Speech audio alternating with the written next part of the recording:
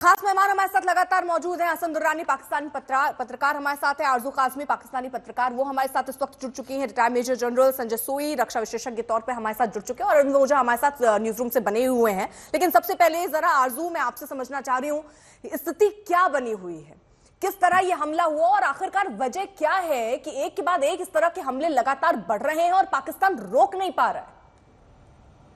देखिए, यहाँ पर फिर मैं वही कहूंगी, इंटेलिजेंस फेलियर दिखाई देता है साफ साफ। और अगर हमारी एजेंसीज या हमारी गवर्नमेंट ये कहती है कि ये इंटेलिजेंस फेलियर नहीं है, तो फिर इंटेलिजेंस फेलियर और क्या होता है कि इनको पता ही नहीं लग रहा है और इस किस्म के अटैक्स जो हैं मुसलसल चल रहे हैं, रोक नहीं पा रहे हैं। और दूसरी तरफ जिन लोगों ने ये अटैक किए हैं, चाहे वो बीएलए के हों या कोई, उनको बिल्कुल से पता है कि कहाँ से कब कौन सी बस गुजरेगी, कौन सी ट्रेन जाएगी जिसमें लोग होंगे। तो डेफिनेटली उनकी इंटेलिजेंस जो है, या वो लोग जिस तरीके से अपनी चीजों को पता कर रहे हैं, वो बहुत ज्यादा स्ट्रांग है इसके मुकाबले में जो कि पाकिस्तानी एजेंसीज या पाकिस्तानी गवर्नमेंट इस वक्त कर रही है। तो इनको अपनी पॉलिसीज देखना होंगी, इनको ये देखना होगा कि इंटेलिजेंस फेलियर क्यों हो रहा है, बजाय इसके कि ये इनकार करते जा रहे हैं कि नहीं जी हमारा कोई इंटेलिजेंस फेलियर नहीं है। और जो लोग ऐसा कह रहे हैं वो प्रोपागेंडा कर रहे हैं, तो फिर वो मुझे बता दें कि फिर इंटेलिजेंस फेलियर क्या होता है। हसन दुर्रानी साहब, केवल इंटेलिजेंस फ्लॉ की बात नहीं है, यहां पर दिक्कत इस बात की है कि आप ये भी कबूल नहीं कर रहे हैं और ये भी सही जानकारी नहीं मिल रही। चाहे वो आप ये जिस तरह से ट्रेन हाईजैक हुआ वो मामला उठा लीजिए, ये मामला उठा लीजिए, आप डिनाइड मूड में ही हैं। आप कह रहे नहीं नहीं हमला तो हुआ है लेकिन हमने मार गिराया, उन्होंने नहीं मारे। आप आवाम को भी एक तरीके से गुमराह ही कर रहे हैं। बेसिकली आपका जो क्वेश्चन है वो अगर तो आपने तो बहुत बड़ी चार्जशीट जो है ना वो हमारे ऊपर लगा दी है। तो अगर तो ये चार्जशीट से हट के अगर आप बात कर लेंगे तो मैं डेफिनेटली आपको बताना जो है, मैं अगर आप सुनना पसंद करें तो बताया गया था कि तकरीबन 250 से 300 लोग जो हैं वो ट्रेन हादसे के अंदर या जो जाफर एक्सप्रेस का जो मामला हुआ था उसके अंदर उनको मर्डर कर दिया गया है। तो अगर आप देखते हैं तो 354 के करीब लोग जो थे वो आज़ाद करवाए गए थे। और उनमें से अगर वो 460 या 480 भी अगर आप लगा लें तो उसमें से 354 अगर आप निकालते हैं तो पीछे आप देखते हैं कितने लोग बचते हैं।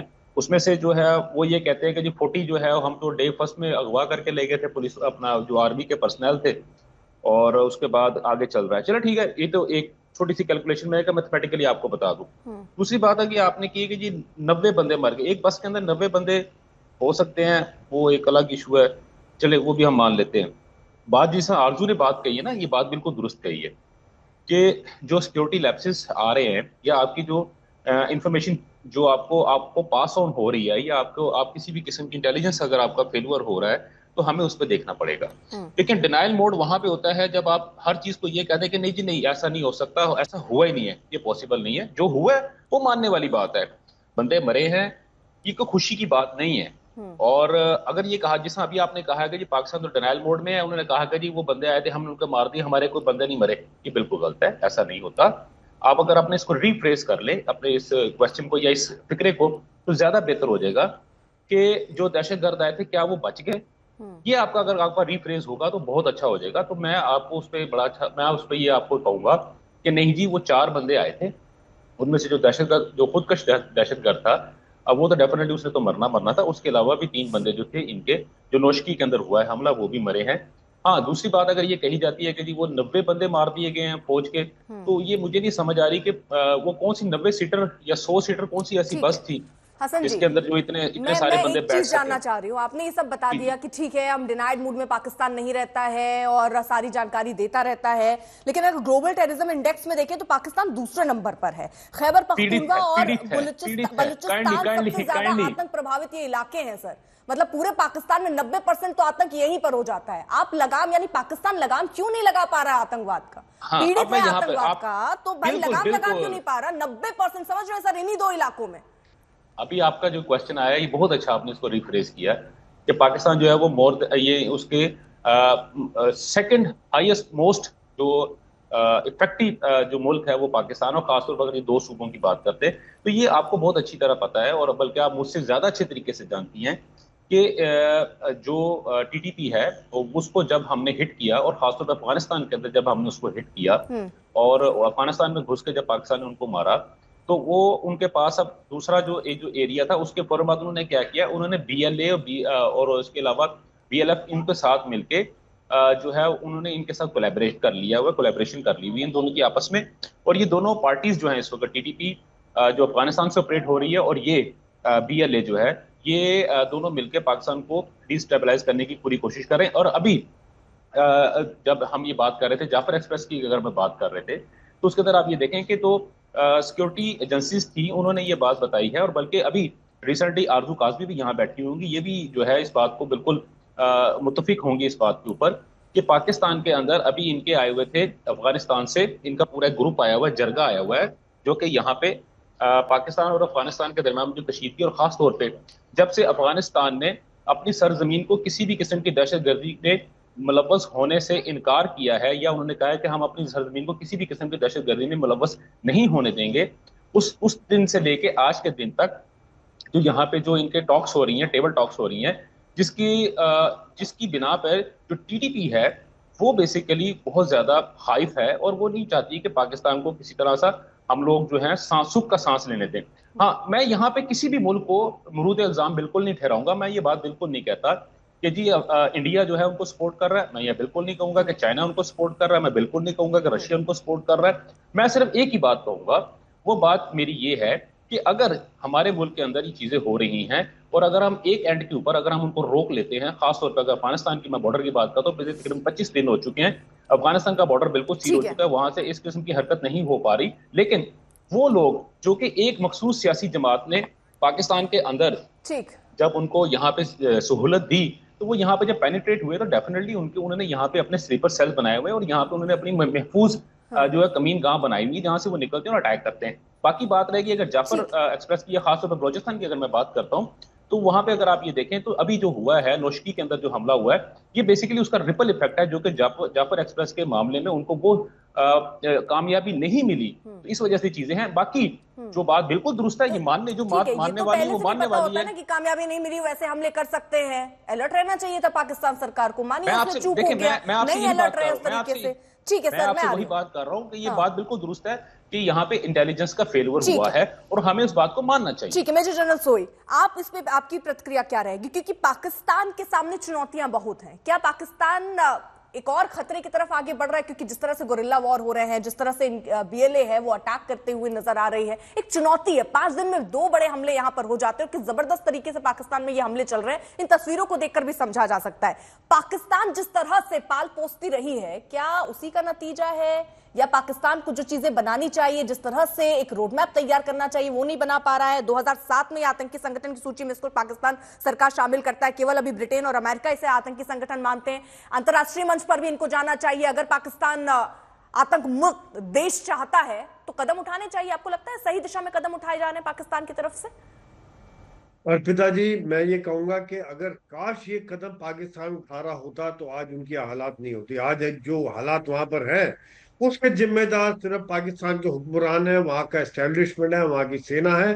क्योंकि आज अगर अब चाहे टीटीपी देखें या बलूचिस्तान देखें, इन्होंने कभी इनको बराबरी का दर्जा ही नहीं दिया। खासतौर से बलूचिस्तान को अगर हम देखते हैं, ये आज इस प्रकार के हमले क्यों हो रहे हैं? मजबूरी हो गई है वहां पर। आप एक एक आदमी, बच्चा, औरतें, बूढ़े, जवान, हर आदमी आज पाकिस्तान की सेना और पाकिस्तान की सरकार के खिलाफ खड़ा हुआ और आजादी का नारा लगा रहा है। क्यों लगा रहे हैं? क्योंकि इन्होंने शुरू से उनको एक्सप्लॉइट किया है। उन सबसे बड़ा इलाका है, सबसे ज्यादा मिनरल रिच है, चाहे वो गोल्ड हो, यूरेनियम हो, गैस हो, हर तरह की चीजें। और वहां पर सबसे गरीब इलाका है, वहां पर उनके ऊपर जुल्म डाले जाते हैं। 5000 से ज्यादा लोग उठाए जा चुके हैं। आए दिन किसी को भी घर में दस्तक होती है, आदमी को या औरत को उठा लिया जाता है, उसके बाद उसका पता नहीं कि कहाँ गया, इधर कोई खबर नहीं किसी आम आदमी को। एक दिलों में बात आ रही है। आज भी मेरे दिन में कुछ मेरे मित्रों से बात हो रही थी वहां के, तो ये जो बात निकल के आ रही थी, कह रहे हैं कि हम लोग लड़ने को तैयार हैं, लड़ने मरने को तैयार हैं, क्योंकि जो रिसोर्सेज है वो फिर चाइना को बीच में और डाल दिया इन्होंने। सी पैक, ग्वादर पोर्ट दे दिया उनको, छगाई में माइन दे दिए। तो लेकिन आम आदमी का क्या, वहां बलूची लोगों का क्या? वो तो वहीं के वहीं गरीब बैठे हुए, वो तो वहीं ना कोई पढ़ाई लिखाई, ना कोई इंडस्ट्री लग रही है, ना कोई उनके मेडिकल ट्रीटमेंट है। आए दिन कभी ड्रोन के द्वारा हमले, कभी आर्टिलरी के द्वारा हमले, इस तरह के हमले हो रहे हैं। तो तब ये बात आज देखिए, एक बीएलए जो है बिल्कुल बदल चुका है।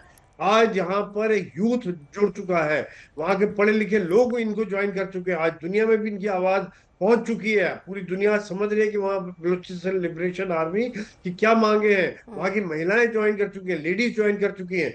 तो ये बात अब चेंज होगी। पहले खाली ट्राइबल लीडर होते थे, लेकिन आज बिल्कुल जैसे एक एक हमला देख रहे हैं, या आज का हमला देखिए कितना प्लान तरीके से किया गया है, कि जो एम्बुश किया गया कि पहले उसके ऊपर धमाका होता है, सुसाइड बॉम्बिंग होती है, उसके बाद फायरिंग होती है, जो उतर के भाग रहे होते हैं उनके ऊपर हमला किया होता है। ये एक प्लान तरीका है, काफी ज्यादा सोच समझ के हमले किए जा रहे हैं, चाहे वो ट्रेन हाईजैकिंग हो। एक लेवल ही बदली हो गया है पिछले 8 9 महीने, रादर 1 साल से हम देख रहे हैं कि के बाद एक, कभी पुलिस स्टेशन पर, कभी आर्मी पोस्ट का, कभी नेवल बेस पर, कभी चाइनीज कॉन्वॉय पर हमले हो रहे हैं, और ज्यादातर वो सफल होते हैं। इलाका भी टफ है, लेकिन जब तक पाकिस्तान सरकार इनसे बातचीत नहीं करेगी, एक रास्ता नहीं अख्तियार करेंगे, बातचीत नहीं करेंगे, खाली जुर्म ढाते रहेंगे, तो ये बातें रुकने वाली नहीं, आगे बढ़ती रहेंगी। अर्पिता जी। ठीक है, अरविंद भी हमारे साथ हैं, क्योंकि वहां की स्थिति भी अरविंद जरा जरा समझाइए, क्योंकि 5 दिन में दूसरा बड़ा हमला है और ऐसे हमले ये तो सामने आ गए, ऐसे बहुत सारे हमले बार बार जो इनकी फौज है वो बीएलए की तरफ से लगातार किए जा रहे हैं। यहां पाकिस्तान आर्मी का पूरी तरीके से फेल्योर है, इंटेलिजेंस फेल्योर है कि आप समझ ही नहीं पा रहे हैं कि हो क्या रहा है, आगे हो क्या सकता है और इसको कैसे रोका जाए, उसके लिए क्या वो प्रयास भी नहीं दिख रहे हैं? क्योंकि लगातार ऐसे हमले हम लगातार देख रहे हैं। ये तस्वीरें भी जरा देखिए किस तरह से ये हमला हुआ है। हालांकि पाक सरकार 7 मौतों का दावा कर रही है, बीएलए 90 मौत का दावा कर रही है। ऐसे ही जब ट्रेन हाईजैक हुआ तो उसमें भी अलग अलग दावे थे अरविंद। देखिए, अभी जो हसन साहब जो गेस्ट थे उन्होंने कहा कि एक बस में 90 लोग कैसे सवार होते हैं। तो मैं आपको बताऊं कि बीएलए ने जो प्रेस स्टेटमेंट जारी किया उसमें बताया है कि जो सिक्योरिटी फोर्सेस की एक साथ 8 से ज़्यादा बसें थी, कुछ कारें थी और एक बस को फिदाइन अटैक करके उड़ाया गया। और उसके अलावा जो बाकी पीछे कॉन्वॉय था उसमें जो सैनिक सवार थे, जब वो उतरते हैं तब उन पर गोलीबारी की गई है। और कुल मिलाकर एक बस जो फिदाइन अटैक में जिसे उड़ाया गया और बाकी जो पीछे कॉन्वॉय था उस पर अटैक किया गया। तो इसको लेकर ये पूरा आंकड़ा 90 का बताया गया। 90 जो पाकिस्तान आर्मी के सैनिक है मारे गए। नंबर 2 सवाल जो आपने सवाल पूछा था हसन साहब से कि जो ग्लोबल इंडेक्स में पाकिस्तान दूसरे नंबर पर आता है और उन्होंने कहा कि वो पीड़ित है, तो मैं ये बताना चाहता हूं कि पाकिस्तान में ऐसे कई आतंकी हैं जिन्हें न सिर्फ भारत ने बल्कि पाकिस्तान जो अमेरिका है उसने भी आतंकी घोषित करार दिया हुआ है और बैन किया हुआ है, जिसमें हाफिज सईद लश्कर ए तोयबा का चीफ, उसके अलावा जो जैश का चीफ है मसूद अजहर, उसे भी अमेरिका ने बैन घोषित किया हुआ है। तो पाकिस्तान में ऐसे कई आतंकवादी और आतंकवादी संगठन हैं जो लगातार दहशतगर्दी फैलाते हैं, न सिर्फ पाकिस्तान में बाकी पाकिस्तान के और आसपास के पड़ोसी मुल्क में। तो कहीं ना कहीं जो एक्सपर्ट है वो ये मानते हैं कि जिस तरह से पाकिस्तान में अलग अलग आतंकी तंजीमें हैं और उनके बीच वर्चस्व की लड़ाई चलती है, उसी का नतीजा। और बलोच अगर बीएलए की बात की जाए तो लगातार, अगर आपने देखा होगा जाफर एक्सप्रेस में जो हाईजैक किया गया उसके बाद जो प्रेस रिलीज जारी किया गया उसमें बाकायदे कहा गया कि जो हाईजैक में जो भी लोग जिनको हाईजैक किया गया है उनको तभी छोड़ा जाएगा जब पाकिस्तान जो बलूचिस्तान के लोग जो बलूची लीडर है जिनको पाकिस्तान ने अगवा किया उनको छोड़ा जाएगा।